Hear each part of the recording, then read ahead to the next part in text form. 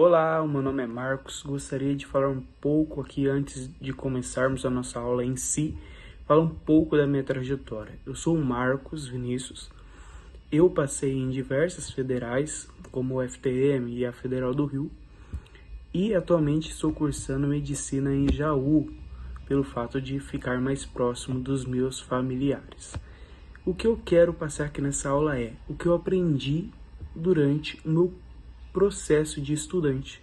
Eu percebi que o Enem não é apenas você saber o conteúdo. O Enem, muitas das vezes, ele quer saber se você sabe ler. E na prova de História e Português, eu vou te mostrar que, com uma boa leitura, você consegue resolver e acertar várias questões, ter uma nota extraordinária. Então fique aqui para ver o vídeo inteiro e aprender essa tática. Mas até eu conseguir passar nas federais de medicina que eu falei no começo do vídeo, foi um processo árduo. Até que eu percebi que o Enem tem comandos e muitas das vezes a resposta vai estar no próprio texto. Então nessa aula eu quero que você foque muito no comando e no texto, ok? Vamos para a nossa aula.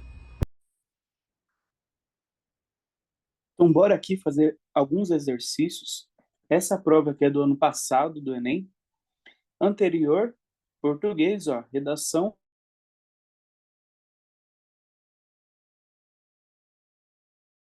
Aula, o que eu quero que você perceba? Eu quero que você perceba que tanto história, sociologia, filosofia, você consegue resolver com interpretação de texto, encontrar no próprio texto. Geografia, você consegue resolver com um pequeno conhecimento ali de geografia, você consegue responder. Mas você tem que ter um conhecimento de geografia que eu vou mostrar nessa aula ainda hoje. Então vamos começar aqui, ó. Nossa questão 46. A gente vai fazendo da 46 e vamos descendo até dar um tempo bom aí de aula. Provavelmente eu não vou fazer as 90 para não ficar cansativo, mas eu vou fazer uma quantidade boa para que dê para vocês entenderem a técnica, beleza? Lembrando que eu tenho Instagram, TikTok e eu dou várias dicas além dessas que eu vou dar hoje, além do mais o meu curso.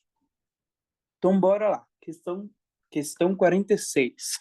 Tem uma imagem aqui, como vocês podem ver, e está escrito assim: sertão é a avó bordando caminhos com linhas coloridas.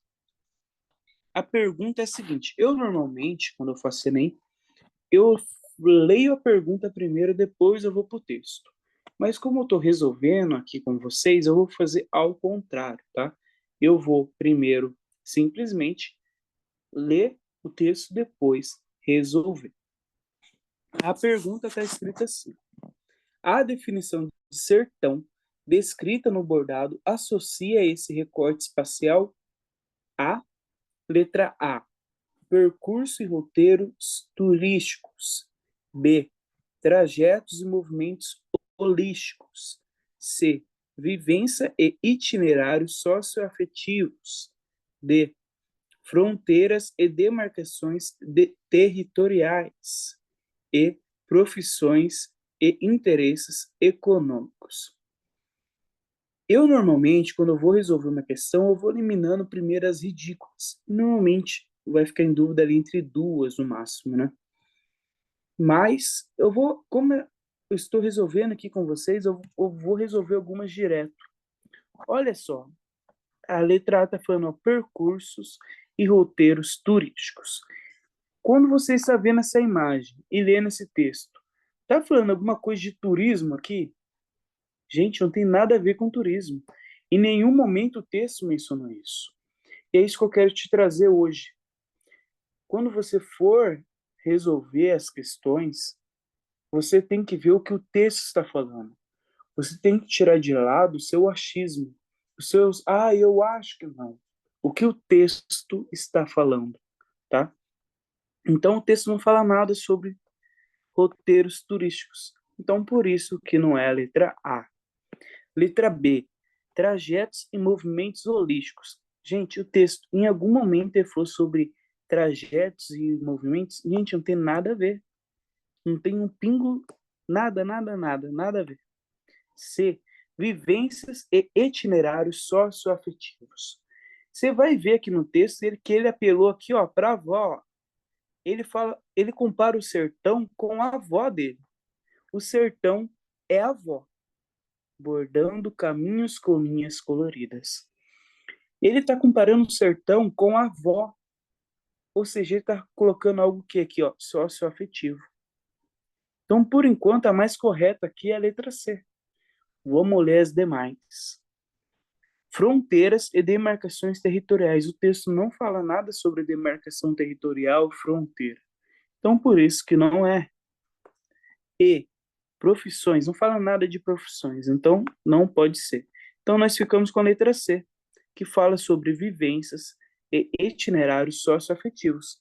Você vai ver aqui que ele comparou o sertão com a avó dele, bordando caminhos com linhas coloridas. Ou seja, ele está trazendo algo afetivo quando ele está falando do sertão, comparando o sertão com a sua avó. Nesse texto aqui, como foi uma imagem, você não vai conseguir ver notoriamente algo que está no texto, como que eu vou te mostrar nas seguintes. Aqui, você ia ter que relacionar o sertão com a avó. Nossa, é algo afetivo. E marcar a alternativa correta. Mas, novamente, aqui, nessa questão 46, você precisou saber sobre alguma coisa de história? Nossa, aprendi, sei lá, era Vargas. Getúlio Vargas, aprendi Primeira Guerra Mundial para resolver essa questão. Você precisou de algum conhecimento de história para resolver essa questão 46? Óbvio que não. Você só teve que ler o texto. Você leu o texto e você conseguiu resolver a questão. É isso que eu quero te falar aqui nessa aula. Você não precisa ficar se matando sobre conteúdos. Você tem que saber ler, saber relacionar uma coisa com a outra. Sertão, vó, sócio-afetivo. Beleza? Vamos ver aqui a próxima questão, ó. Felizes tempos eram esses. As moças iam à missa de madrugada. De dia, ninguém as via, havia. E se alguma, em dia de festa, queria passear com a avó ou tia, havia de ir de cadeirinhas. Bem razão têm os nossos velhos de chorar por esses tempos, em que as filhas não sabiam escrever, e por isso não mandavam e nem recebiam bilhetinhos. Olha aqui a pergunta. Na perspectiva do autor, as tradições e costumes sociofamiliares sofreram alterações no século XIX decorrente de quais fatores? Primeiro, você tem que saber sobre quais tradições foi mudada.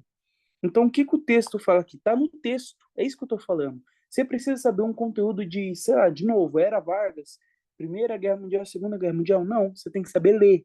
Ler. Quais são as tradições que está no texto? Está no texto aqui, ó. As moças iam à missa.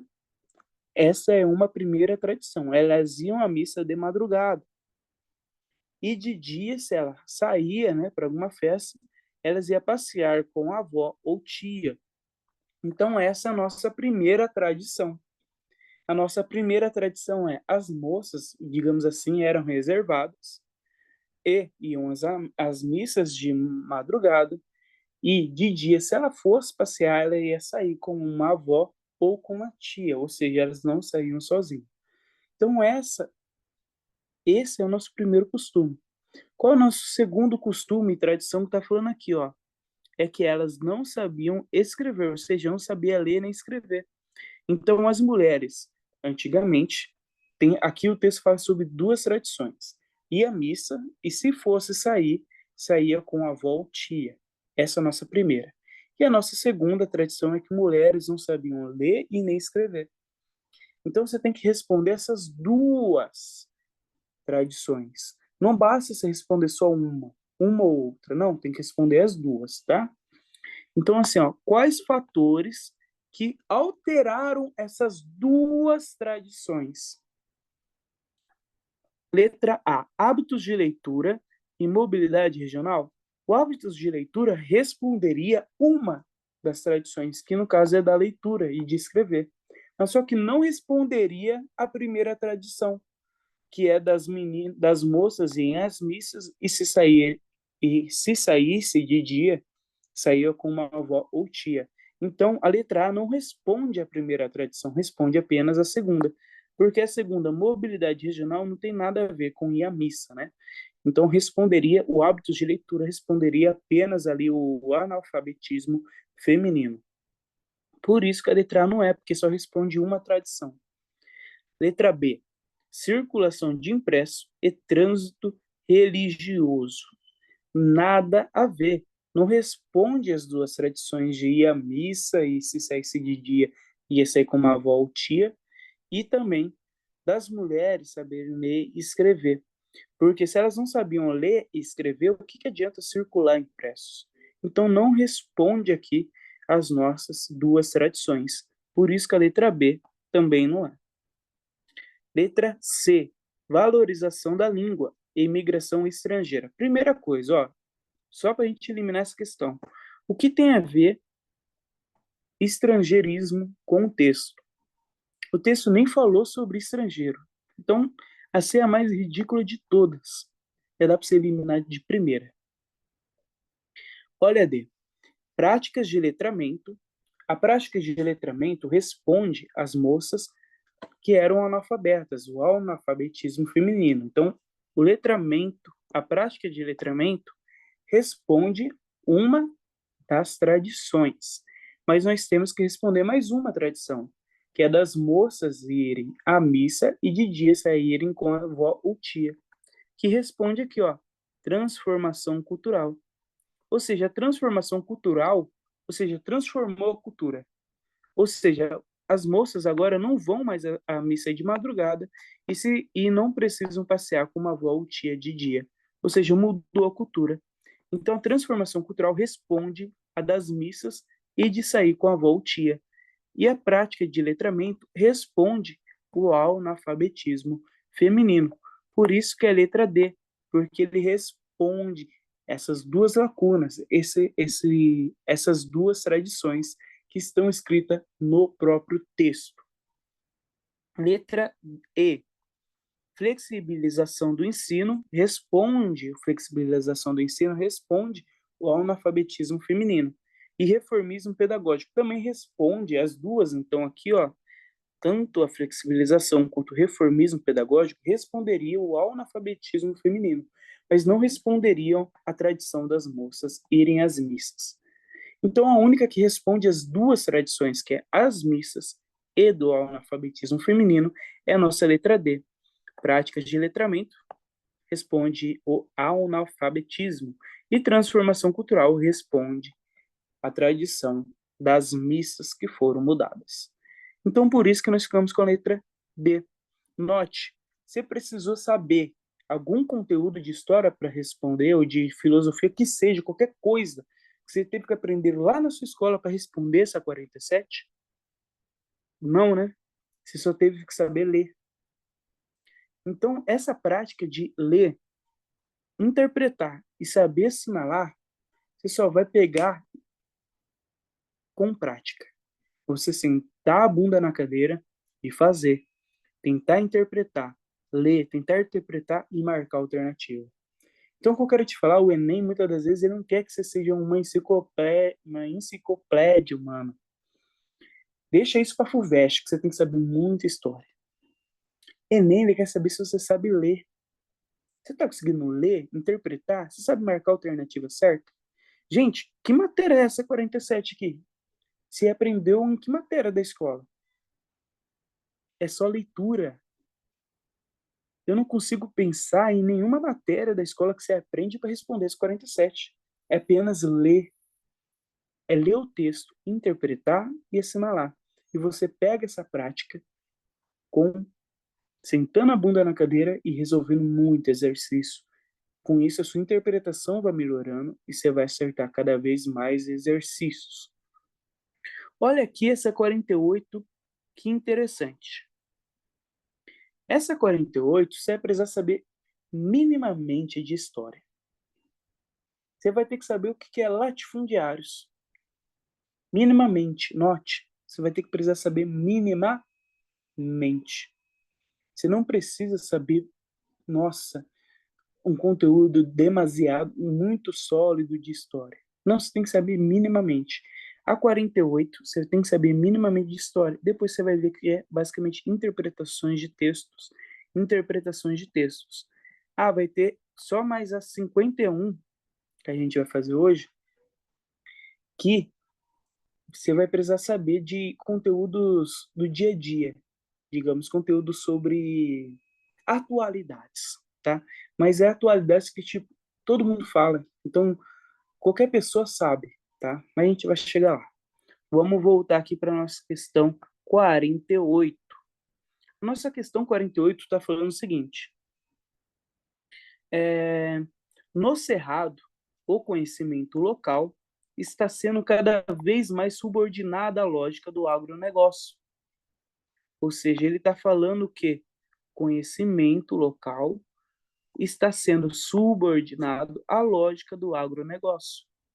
Ou seja, o agronegócio está incorporando o conhecimento local.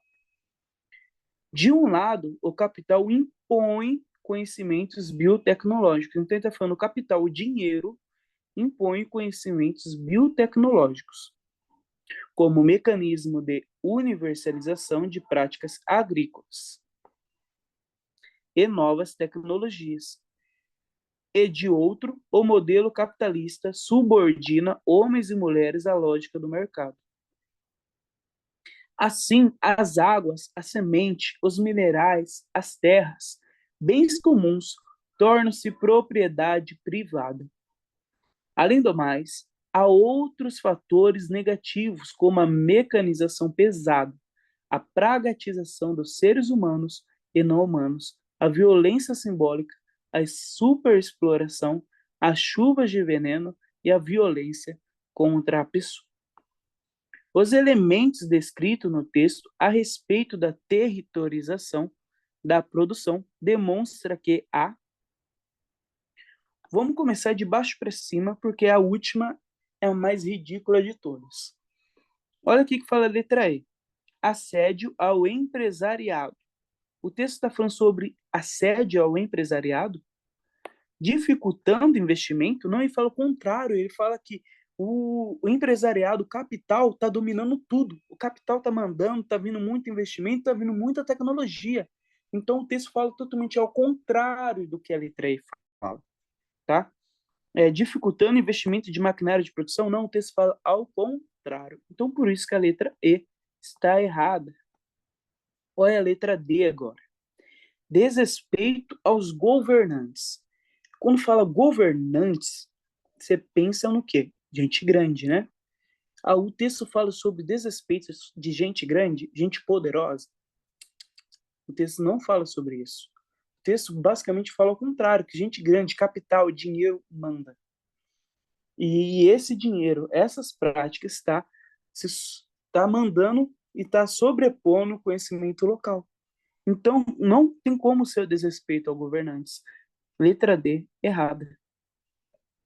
Letra C, desprezo ao assalariado, afetando o engajamento dos sindicatos para o trabalhador.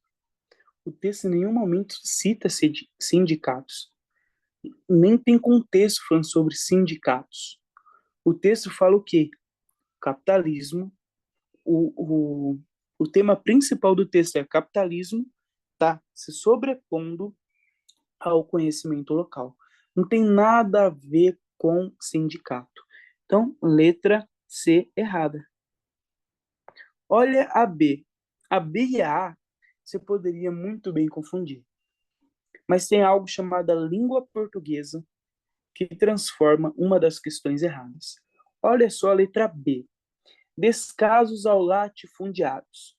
A única coisa que você tinha que saber aqui de história é saber o que é latifundiário. O que é latifundiário? Latifundiários são os grandes proprietários de terra, gente rica, que tem muita terra. O texto fala sobre desrespeito aos latifundiários? Não.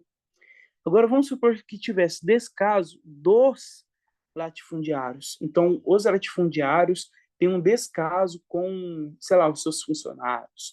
Os latifundiários têm um descaso no caso aqui, com os seres humanos. Aí pode até ser, tá? se fosse desse caso dos latifundiários, mas está escrito aos latifundiários. Está falando descasos aos latifundiários. É como se os latifundiários estivessem sendo humilhados. Não. O texto está falando ao contrário, né? Quem tem dinheiro, quem tem riqueza, o capital ali, o agronegócio está mandando. Então, os latifundiários estão se dando bem e não está sendo um descaso a eles.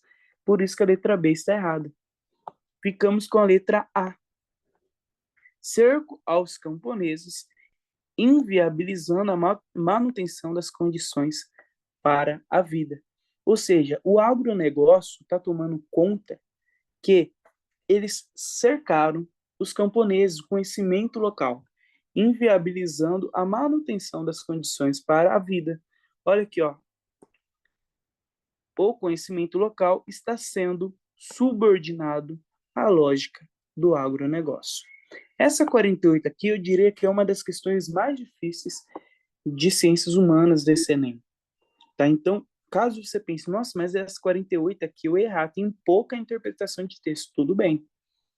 Se você errar essa 48, tudo bem. Agora, as demais, que é a interpretação pura, digamos assim, não tem por que errar.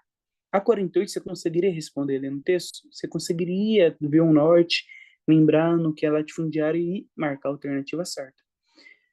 Mas o que eu quero te dizer é, as demais, pura interpretação de texto, não tem como jogar fora. Lógico, ai, Marcos, estou cansado da prova, é uma prova longa. Tudo bem, não estou falando que você vai acertar as 45, mas se acertar 40, não tá bom? Então, assim, leia com atenção o texto, elimine as ridículas, que você vai bem, tá bom? Vamos ver aqui a próxima, ó. 49. Dois textos. Você tem dois textos, você tem que ler os dois, tem que levar em consideração os dois, você não tem que escolher um e responder. Pelo amor de Deus. Então, vamos fazer as coisas aqui, ó, com cautela. Ó, texto 1. Com uma população de 25 milhões de habitantes, cerca de 60% das minorias muçulmanas, principalmente da etnia Uyghur, não sei pronunciar isso.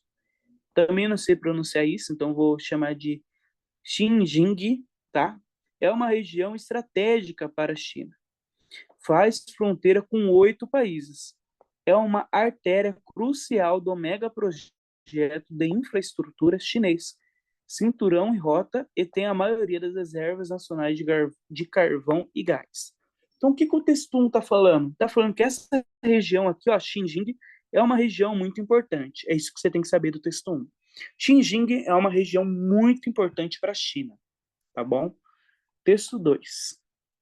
Dentre as províncias da região oeste, Xinjiang se destaca ao receber mais de 1,7 milhão de migrantes entre 2000 e 2010. O principal motivo desse fluxo migratório é que o governo fornece subsídio à população, visando aumentar a proporção de chineses da etnia Han em relação à população local de etnias turca e muçulmana. Você percebe que essa região aqui é a mesma dessa? Ou seja, o texto 1 está falando, ó, Xinjiang é muito importante para os chineses. O texto 2 está falando o quê? Xinjiang, o governo chinês dá dinheiro, investe. De modo leigo falando, o governo chinês dá dinheiro para o povo ir para Xinjiang. Por que o governo chinês quer que o povo vá e ocupar Xinjiang? Porque é uma região muito importante. E eles não querem perder para quem? Para turcos e nem para o muçulmano. Então, qual é a estratégia dos chineses? Vamos ocupar Xinjiang para os turcos e os muçulmanos não roubarem de nós, porque Xinjiang é muito importante. É isso que está falando nos dois textos. Você só tinha que ler. Você tinha que saber alguma coisa de tipo, ai, atualidades, ai, Idade Média, ai, não sei o quê. Você tinha que saber algum conhecimento? Não. Você só tinha que saber ler. É isso que eu tô falando. O Enem é saber ler. Você só tinha que saber ler o texto. Então, olha aqui as alternativas. Como que tá, ó.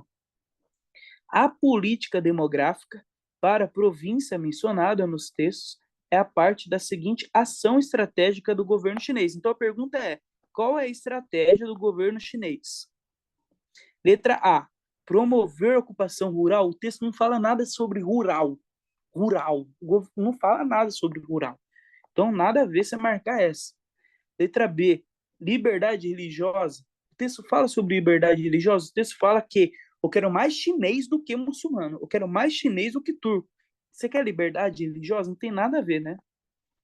C, descentralização de gestão pública. O texto nem fala sobre a gestão pública, quem que está comandando, não sei o quê. Não tem nada a ver com o texto. Então você tem que arrancar essas coisas ridículas, tá? Então por isso que a C está errada. Olha, D, incentivar a pluralidade cultural. O chinês, ele quer que, eu quero a pluralidade cultural. Não, o chinês não quer perder o território. Ele não quer perder o território, não tem nada a ver sobre pluralidade cultural. Quero todo mundo feliz, vamos fazer a pluralidade cultural. Não, ele quer que aquele território não se perca. Então, por isso que a D está errada e a letra E, assegurar a integridade territorial. Ou seja, o chinês não quer perder território de jeito nenhum, porque é um território importante. Por isso que eles mandam muito chinês para lá. Repito, você só tinha que saber ler os dois textos, ler, leitura, interpretação de texto. Você não tinha que saber nem nada aqui, você só tinha que saber ler. Ler, interpretar e assinar. Vamos para a nossa próxima. No caso aqui é 50. Superar a história da escravidão como principal marca da trajetória do negro no país tem sido uma tônica daqueles que se dedicam a pesquisar as heranças de origem afro, a cultura brasileira. A esse esforço de reconstrução, ou seja, ó, olha o que o texto está falando, ó, superar a história da escravidão. Ele quer fazer uma reconstrução da própria história do país. Alia-se agora a criação da plataforma digital Ancestralidades. Então, vai ter uma plataforma chamada Ancestralidades, que eles querem reconstruir a história, tá? Beleza? Alia-se agora a criação da plataforma digital Ancestralidade. A história do negro no Brasil vai continuar sendo contada, e cada passo que a gente dá para trás é um passo que a gente avança, diz Mário Black, idealizador da plataforma, sobre o estudo de figuras ainda encobertas. Então, ele está falando que tem figuras encobertas pela perspectiva histórica imposta por colonizadores da América. Ou seja, o que esse texto está falando? Você tem que entender o que você leu. Não tem que ser só eu li o texto. Não, você tem que entender o que você leu. O que o texto está falando? O texto está falando o seguinte: olha, eu quero reconstruir a história do Brasil. Eu acho que a história do Brasil não está contada do jeito certo.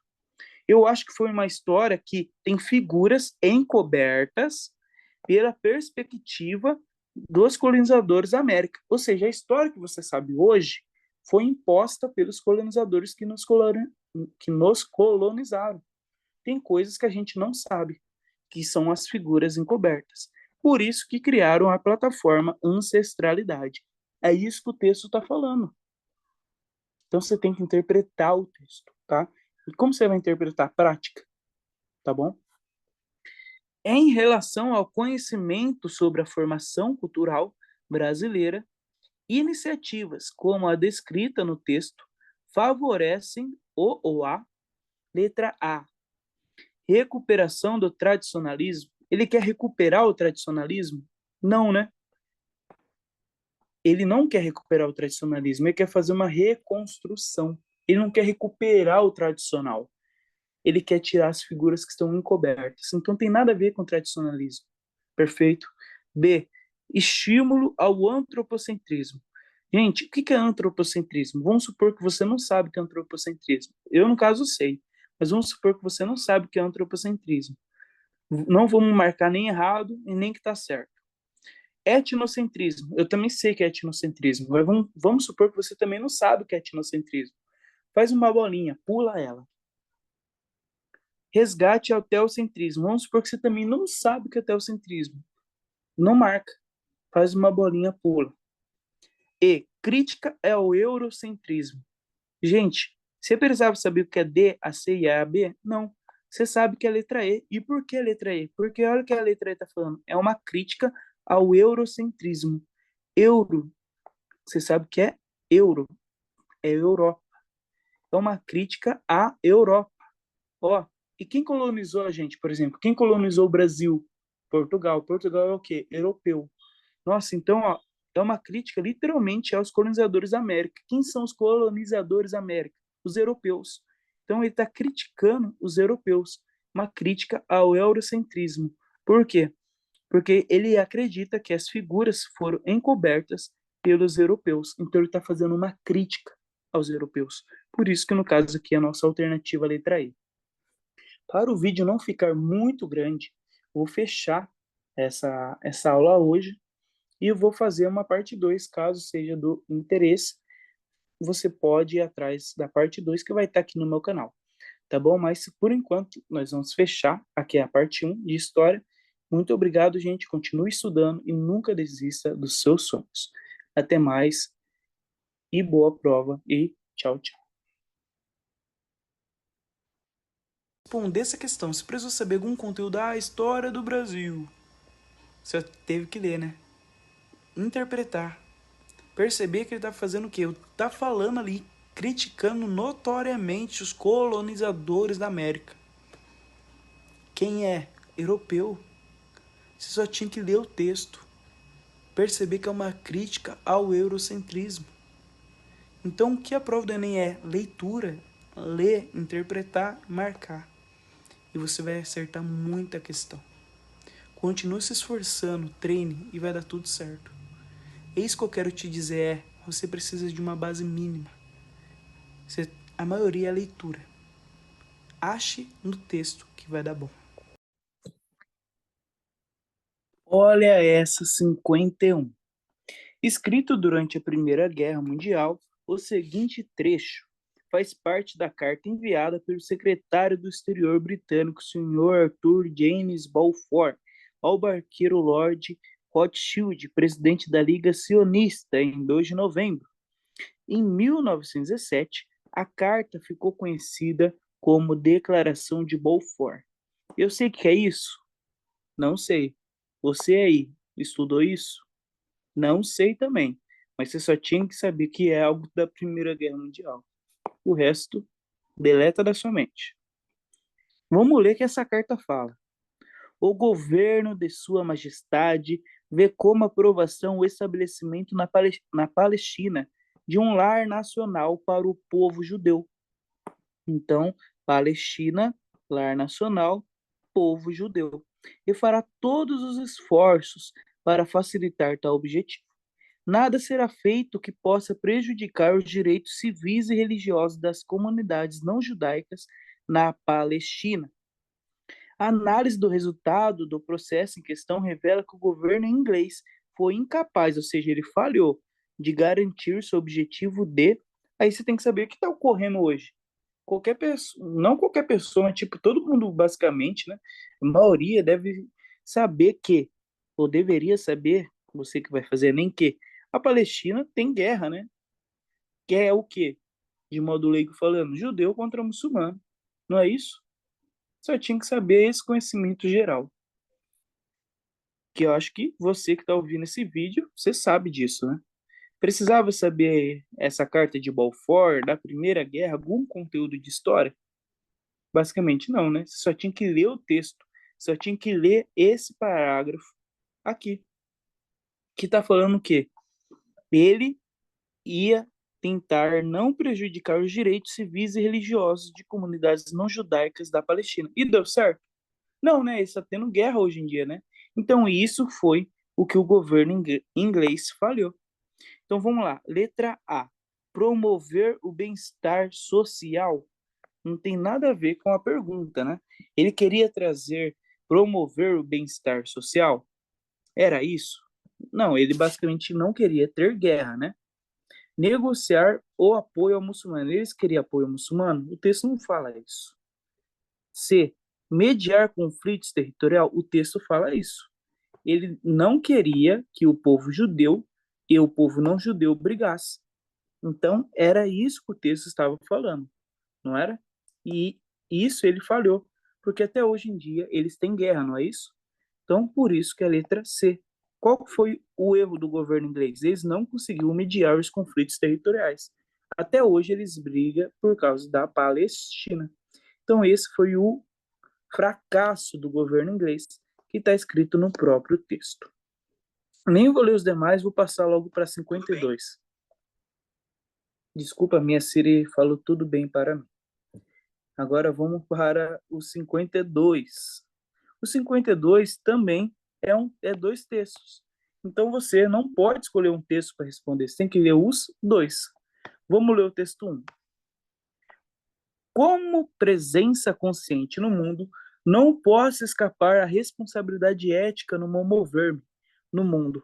Se sou puro produto da determinação genética, ou cultural, ou de classe, sou irresponsável pelo que faço no meu mover-me no mundo. E se careço de responsabilidade, não posso falar em ética. Texto 1, um pouco difícil aí de interpretar. Vamos ler o texto 2.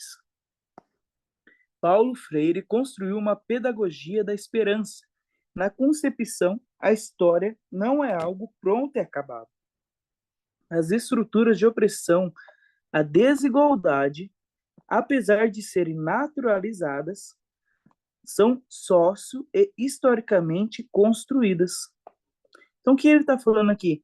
A desigualdade, a opressão é construída por nós seres humanos. Daí a importância dos educandos tomarem consciência da realidade para assim transformá-la. Então, ele está falando, ó, se a desigualdade e a opressão é construída, a opressão e a desigualdade pode ser destruída. Através de quem? Dos educandos. Então, olha a pergunta aqui, ó. Com base no conceito de ética pedagógica presente nos textos, os educandos tornam-se responsáveis pelo, então quer saber dos educandos. E que texto fala dos educandos? Olha só, o segundo, né? Educandos. Os educandos têm a função de quê? Acabar com a opressão e a desigualdade. Não é isso que o texto 2 está falando? Então você só tinha que ler. Você tinha que saber algum conteúdo aí, gente. Você tinha que saber algum conteúdo de história aí, algum conteúdo de filosofia, sociologia, pelo amor de Deus. Você só tinha que basicamente ler o texto, interpretar e marcar a alternativa correta. Leitura, interpretação de texto. Vou ler aqui todas as alternativas para a gente marcar aí a nossa alternativa correta. Alternativa A, participação sociopolítica. B, definição estético-cultural. C, competição econômica local.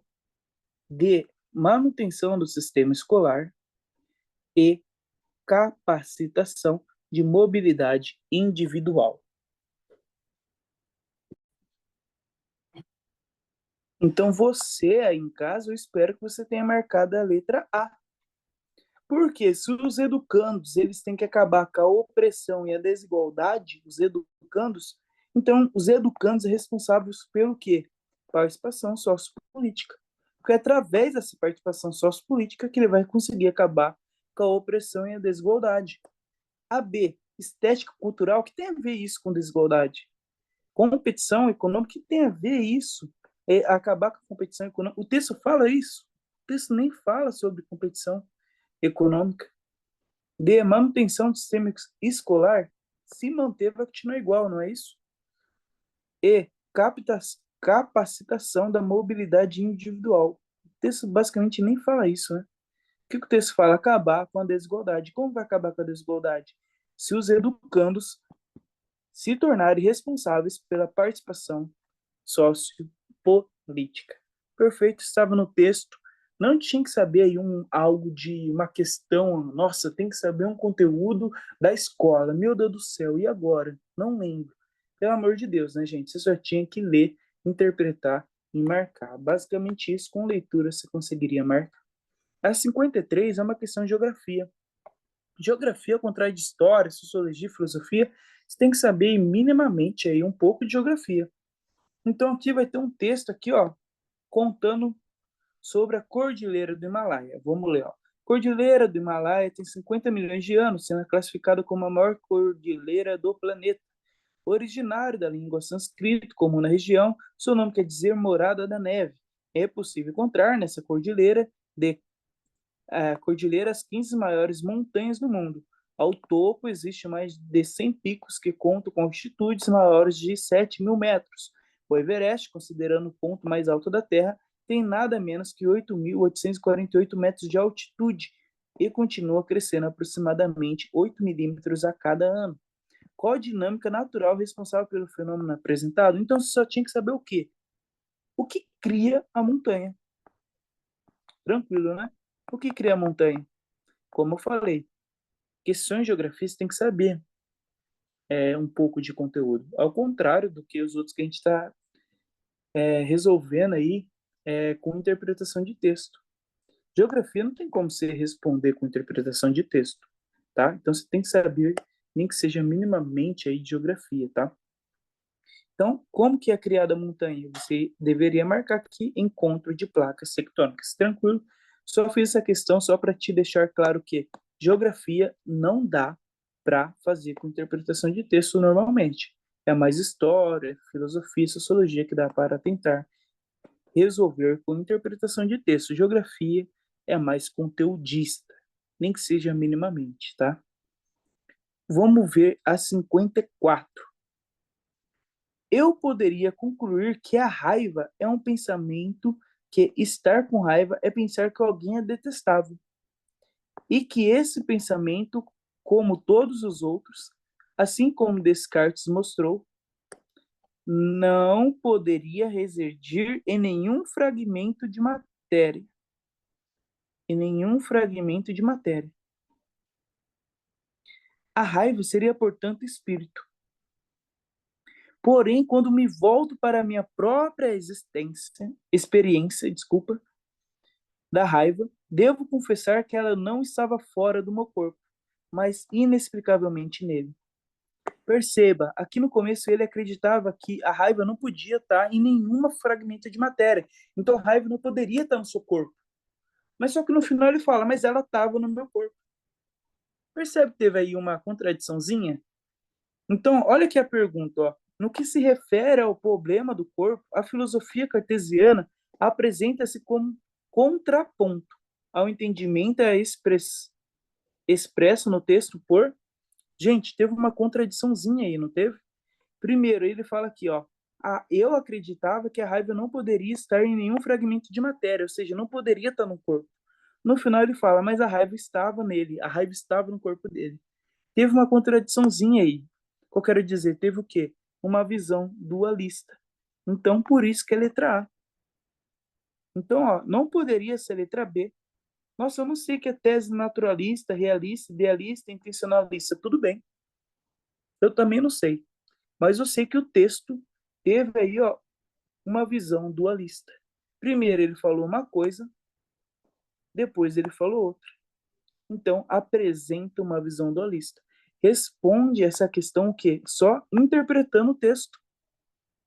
Você só teve que ler o texto e perceber que, nossa, aqui em cima ele falou uma coisa, aqui embaixo ele falou outra. Logo apresentou uma visão dualista. Perfeito? Vamos para a nossa 55. No texto, o tempo livre é concebido como, vamos ler, ó. A diversão é um prolongamento do trabalho, sob o capitalismo tardio. Ela é procurada por quem quer escapar ao processo de trabalho mecanizado, para se pôr de novo em condições de enfrentar.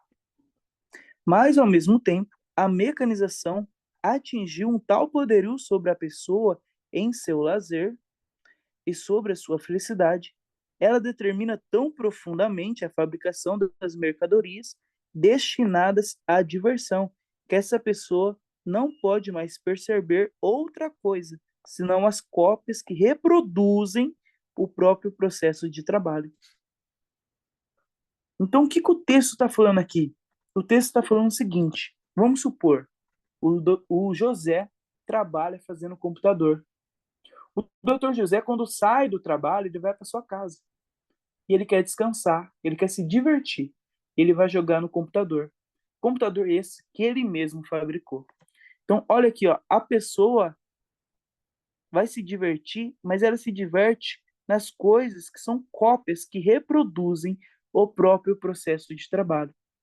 Ou seja, vamos supor, o José que está jogando no computador, ele está jogando no computador que ele mesmo produziu. É isso que o texto está falando. Nossa, Marcos, que interpretação boa! Você vai ficar bom em interpretação a partir do momento que você treinar, fazer muito exercício, você vai perceber que a sua interpretação vai melhorar. Então, o que, que o texto aqui fala? O texto fala, ó, a diversão é prolongamento do trabalho. E quando essa pessoa vai se divertir, quando essa pessoa vai se divertir, ela é como se estivesse fazendo uma cópia, reproduzindo cópia do próprio processo de trabalho. Ou seja, ela se diverte naquilo que ela mesma produziu. Então, ó, vamos ler as alternativas. No texto, o tempo livre é concebido como A. Consumo, consumo de produtos culturais elaborados no sistema produtivo do capitalismo? Sim, é a letra A. Olha aqui, o consumo de produtos culturais elaborados no sistema produtivo do capitalismo. Ou seja, produz, consome. É exatamente isso que o texto está falando. Olha B, formas de realizar as diversas potencialidades da natureza humana, nada a ver com o texto.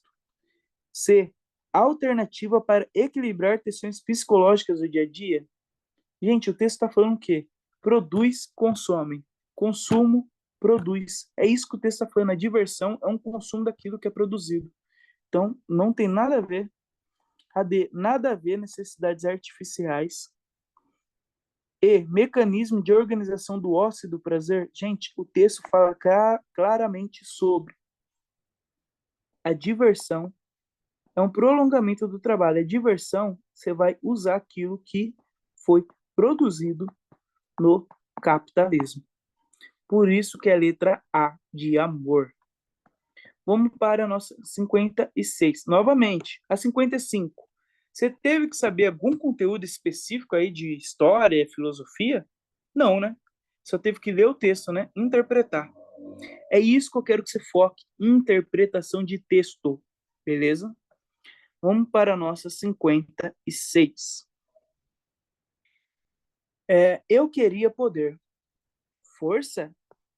Visão de raio-x? Telecinese?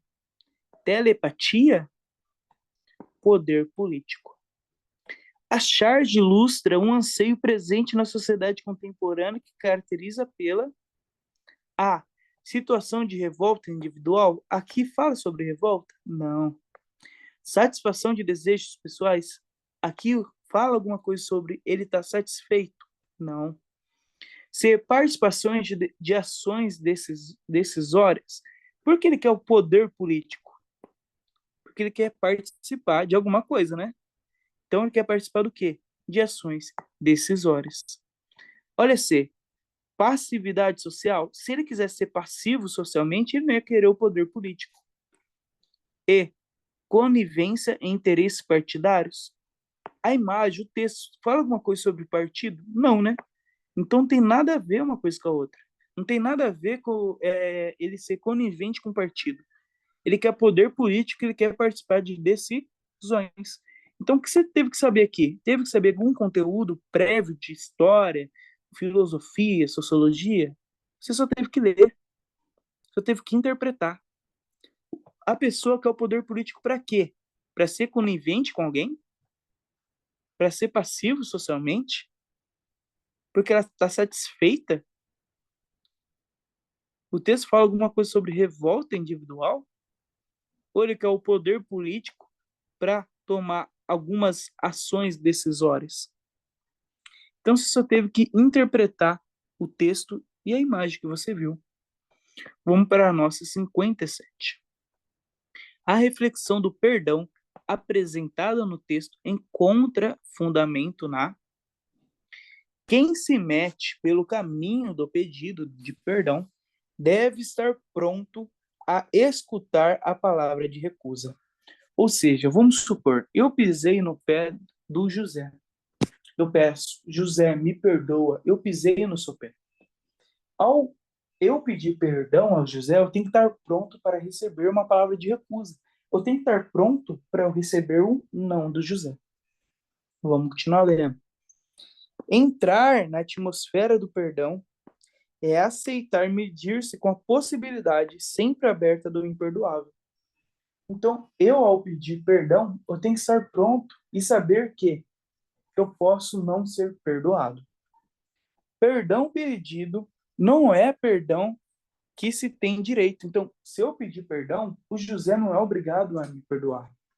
O José vai escolher se ele vai me perdoar ou não, porque perdão não é um direito devido. Eu pedir perdão, José tem que me perdoar. Não é isso que é o perdão, é isso que o texto está falando. É com os preços dessas reservas que a grandeza do perdão se manifesta. A reflexão do perdão apresentada no texto encontra fundamento na A. Rejeição particular amparada no desejo de poder. Gente, o que o perdão é falado aí no texto? É falado no texto que eu vou pedir perdão, mas a outra pessoa me perdoa se ela quiser. A letra A está falando rejeição particular amparada no desejo de poder. A outra pessoa simplesmente vai catar e vai falar para mim, não vou te perdoar porque ela quer medir poder. O texto não fala isso. Vontade divina. O texto fala alguma coisa sobre divindade? Não. Liberdade, mistigada, predestinação do espírito. O texto fala alguma coisa sobre espírito, gente? Nada a ver. Escolhas humanas definidas pelo conhecimento empírico. Nossa, Marcos, eu não sei o que é conhecimento empírico, mas o texto fala alguma coisa aqui. A pessoa vai te perdoar ou não devido a um conhecimento? O texto não fala isso. O que o texto fala? O texto fala que as relações interpessoais é medida pela autonomia do indivíduo. Ou seja, o indivíduo vai me perdoar se ele quiser. Ele tem a autonomia de falar sim ou não. Essa questão aqui, você teve que saber alguma coisa de história, gente? Ia adiantar você ler 5.000 livros de história, 10.000 livros de filosofia, 500.000 livros de sociologia? Ia adiantar? Ou você tinha que ler isso, interpretar e assinalar a alternativa correta. Foque na interpretação de texto, gente. Vamos lá, ó. Vamos para a nossa 58. As mudanças culturais mencionadas no texto se caracteriza pela presença de... Então, vai ter alguma mudança cultural aqui que a gente vai ler aqui, ó. A cavalgada de Santana é uma expressão da devoção dos arqueiros à padroeira de Caicó. Nas décadas de 1950 a 1970, esse evento, então denominado cavalaria, era celebrado pelas pessoas que residiam na zona rural do município de Caicó. Essas pessoas usavam os animais, jegues, mulas e cavalos, como único meio de transporte, sobretudo para se dirigirem à cidade nos dias de feiras, trazendo seus produtos para comercializar.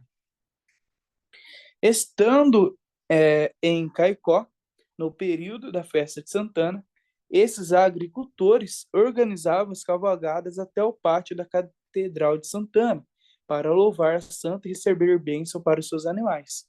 Ou seja, o que acontecia? Você leu até aí, então você tem que interpretar o que você leu. Os agricultores não tinham carro, não tinha nada, eles tinham que animais. Eles colocavam os seus comércios, as suas plantações, por exemplo, seus milhos no jegue e levavam até a feira para comercializar. Eles comercializavam e depois iam até a catedral para abençoar os seus animais, que levaram eles até a feira. Mas vamos continuar lendo aqui, ó. Por volta da década de 70, com a chegada do automóvel à zona rural do município, essa expressão cultural foi extinta. O meio de transporte utilizando os animais passou a ser substituído por carros, sobretudo caminhonetes e caminhões, que transportavam os camponeses para cidades em dias de feiras e festas. Desde 2002, um grupo de caicoenses retornou com essa expressão cultural e, em conjunto com a Associação dos Vaqueiros, realiza no primeiro domingo da festa a Cavalgada de Santana. O evento, além de contar com a participação dos cavaleiros que residem nas zonas rurais, atrai também pessoas que residem em Caicó, cidade vizinhas e amante das vaquejadas. Então, o que aconteceu aqui? Por volta da década de 1970, chegou os carros. Com isso, os camponeses não precisavam mais dos seus animais. Eles iam de carro levar suas mercadorias até as feiras. Então, não teria o porquê depois ir à catedral abençoar seus animais, visto que eles foram de carro. Perfeito? Então, qual foi a mudança? A mudança cultural foi: antes eles iam de animais para as feiras e depois iam abençoar os animais na catedral. Agora eles vão de carro, não vão de animal, então não tem por que ir até a catedral abençoar os animais. Então, qual a alternativa é? Essa mudança cultural é caracterizada pela presença de letra A, elementos tradicionais e modernos em torno de uma crença religiosa. B, argumentos teológicos e históricos em consequências de uma ordem papal. C, fundamentos estéticos e etnográficos em função da cerimônia clerical. D, práticas corporais esportivas em decorrência de uma imposição eclesiástica. E, discursos filosóficos e antropológicos em resultado de uma determinação paroquial. Gente, vamos arrancar as ridículas. Discursos filosóficos. Tem algum discurso filosófico? Não. Práticas corporais esportivas. Tem alguém lutando aqui? Tem alguma prática corporal? Não. Fundamentos estéticos e etnográficos em função de uma cerimônia clerical. Tem algum fundamento estético e etnográfico? Eu não sei o que é isso. Tudo bem, faz uma bolinha. Pula para o próximo. Tem alguma ordem papal falando no texto? Não tem. Ficamos entre a A e a C. Elementos tradicionais e modernos em torno de uma crença religiosa. Então, ficamos entre a A e a letra C. A mudança cultural ocorreu por quê? É caracterizado pela presença do quê? A, elementos tradicionais e modernos em torno de uma crença religiosa. Ou C, fundamentos estéticos e etnográficos em função de uma cerimônia clerical. Qual foi a mudança, gente? A mudança não foi: antes eles iam de cavalo ou de gerro e depois ia agradecer o animalzinho. Agora vão de carro, certo? Vão de carro. Logo, não precisa dos animais, então não tem por que agradecer a vida dos animais. Você nota, antes era animal, agora é carro. Animal e carro. Você nota o quê? Digamos assim, entre aspas, teve uma evolução, teve uma modernidade.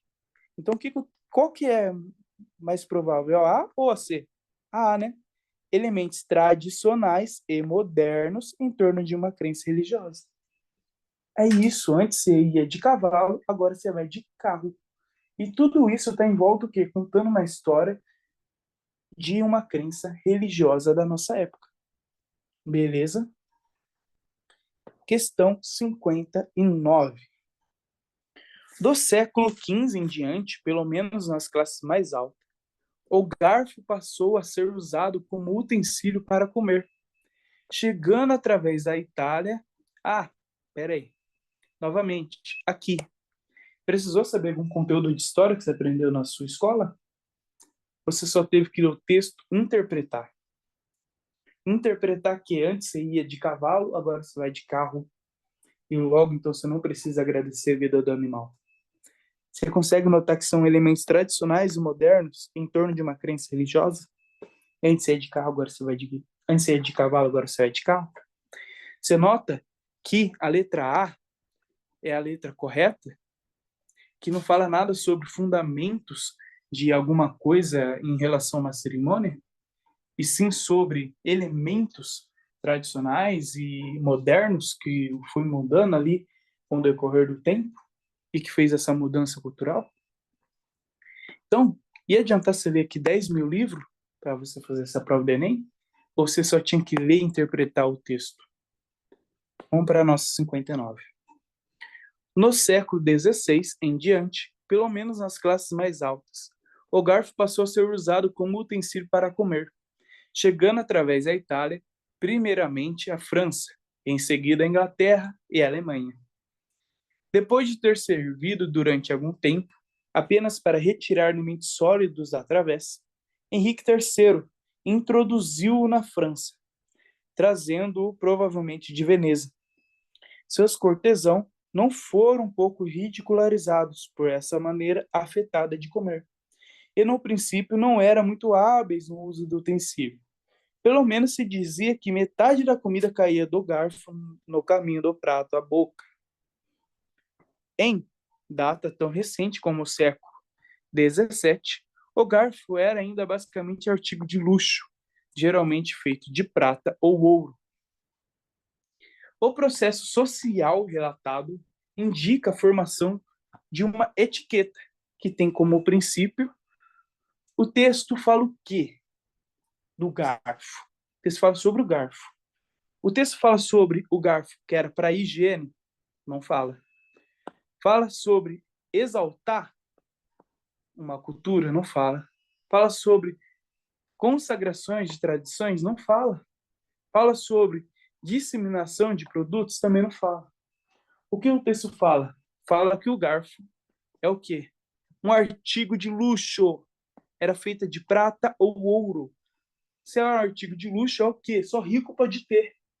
Então, é uma distinção das classes sociais. Novamente, gente, você só tinha que ler o texto super claramente. Está escrito artigo de luxo. Distinção de classes sociais. Perfeito, gente? Vamos para a nossa 60. O texto apresenta tipos de conduta sujeita à punição, conforme previsto na Lei Maria da Penha, porque consiste em formas de... Vamos ler o texto. Então, vai ser alguma coisa de Maria da Penha. Negar o pedido por dinheiro indispensável para necessidades pessoais ou comprar bens usando o nome da pessoa, sem consentimento dela. Ameaçar o corte de recursos dependendo de atitudes pessoais. Esconder documentos ou trocar senhas de banco sem avisar. Ou ainda proibir a pessoa de trabalhar ou destruir seus pertences. As histórias são comuns, mas às vezes não são reconhecidas como abuso. Mas é uma das 5 formas de conduta contra a mulher prevista na Lei Maria da Penha. O texto apresenta tipos de conduta sujeita à punição, conforme a Lei Maria da Penha, porque consiste em formas de... Gente, esse texto aqui fala o quê? Fala sobre uma ação difamatória? Ele está xingando a mulher? Não é. Desvio comportamental? Nada a ver. Expressão preconceituosa? Tem algum preconceito aqui? O texto fala alguma coisa sobre preconceito? Não. Violência patrimonial? É AD. E por que AD? Você percebe que ele está pegando o patrimônio dela? Por exemplo, ele está escondendo os documentos pessoais dela, é o documento dela, é um patrimônio dela. Ele está proibindo a pessoa de trabalhar. Ele está destruindo os pertences da pessoa. Pertences da pessoa, é um patrimônio da pessoa. Por isso que é violência patrimonial. E letra E, desentendimento matrimonial, nada a ver, né? Porque nós estamos falando que Lei Maria da Penha, uma conduta aí, né? Que no caso seria crime. Perfeito? Vamos fazer 61 agora. O texto critica a mudança tecnológica em razão da seguinte consequência. Então, o texto está trazendo uma crítica à mudança tecnológica. Vamos ler.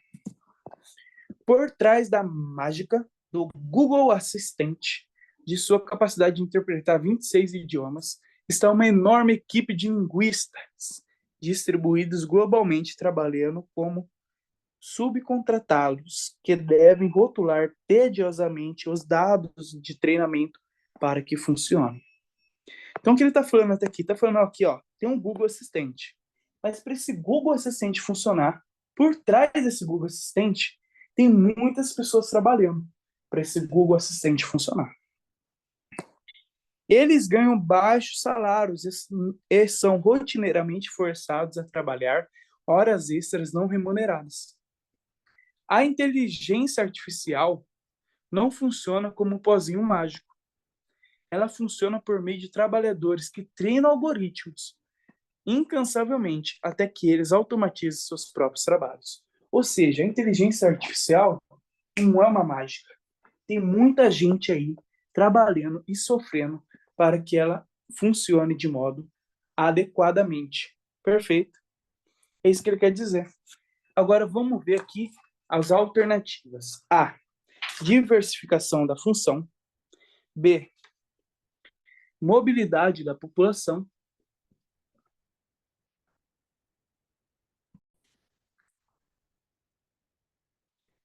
Autonomia do empregado, concentração da produção ou invisibilidade do profissional. Obviamente que é ele, né? O texto está falando isso o texto inteiro. Ele está falando, ó, tem um Google Assistente, mas por trás dele tem pessoas trabalhando. Tem pessoas que estão treinando incansavelmente para automatizar os trabalhos dele. E você está vendo essas pessoas trabalhando? Muitas das vezes você acha que a inteligência artificial é um pozinho mágico. Mas não, tem muitos trabalhadores por trás trabalhando incansavelmente para que ela funcione. Então está no texto a invisibilidade do profissional. Está no texto a violência patrimonial. É isso que eu quero, que você treine a sua interpretação de texto. Essa 61 a 60, você tinha que saber algum conteúdo? Ou você só tinha que ler o texto com atenção, interpretar e assinalar? Então aqui, ó, estava claramente, olha aqui, invisibilidade do profissional. Fala aqui no começo e fala aqui no final. Muitas das vezes você não vê o trabalhador que está por trás da inteligência artificial. É isso que o texto está falando do começo ao fim. Então, por isso que é a letra E, invisibilidade do profissional. Não fala sobre concentração de produção, autonomia do empregado, mobilidade da população e nem diversificação da função. Fala sobre o quê? O profissional, que muitas das vezes é invisível. Muitas das vezes nós só vemos ao quê? A inteligência artificial, achando que é um pozinho mágico. Perfeito, gente. Muito obrigado, continue estudando e nunca desista dos seus sonhos. Fechar para a aula não ficar muito grande. E essa foi a nossa aula, pessoal. Acredito que com essas dicas você vai ir muito bem no Enem. Basta prestar atenção e não ficar nervoso. Para mais dicas, me siga aqui no YouTube, Instagram e TikTok. E lembre-se, nunca desista dos seus sonhos.